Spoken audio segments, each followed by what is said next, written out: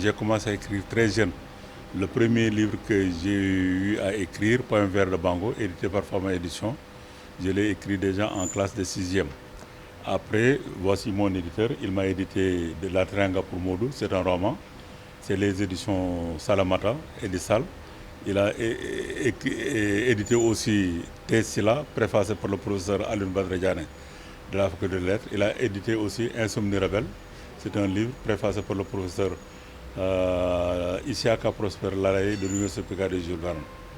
Et en fait, j'ai toujours voulu allier l'écriture, l'art, la science, la philosophie. Et d'une façon générale, je ne me donne pas de limite, pas de frontières entre les connaissances.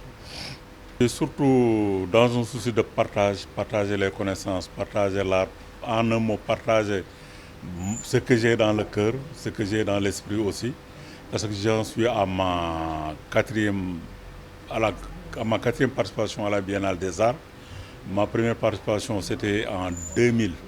J'avais exposé au centre Lebray de l'Église Dominique, où j'avais tenu une conférence sur le thème l'art, la science, la vérité et la raison, donc publié par Info7, l'Info7 de l'époque, le journal Info7 de l'époque. Après, j'ai exposé à la Biennale des Arts 2002 à la Question sociale, que j'ai prolongé à l'EBAD, à l'Université de Dakar, l'Université Cheikh Anta Diop de Dakar. Et après, en 2014, comme le lycée de mon village, Tchelmaha Mbakol, le club d'excellence avait fait de ma modeste personne leur parrain. Donc j'avais exposé là-bas et je leur ai tenu une conférence sur un poète turc qui a influencé David Diop et qui est méconnu, Nazim Ahmed.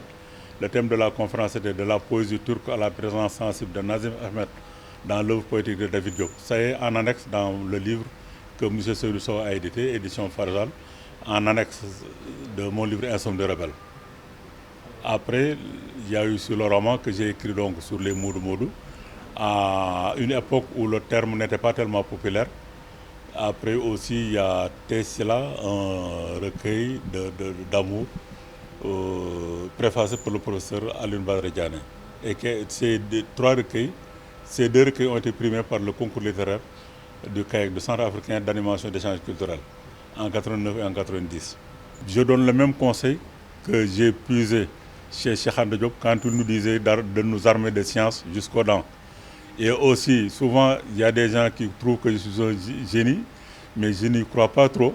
Je me réfère surtout à Edison qui disait que le génie, c'est 1% de transpiration et 99% 1% d'inspiration et 99% de transpiration. Donc, il faut travailler.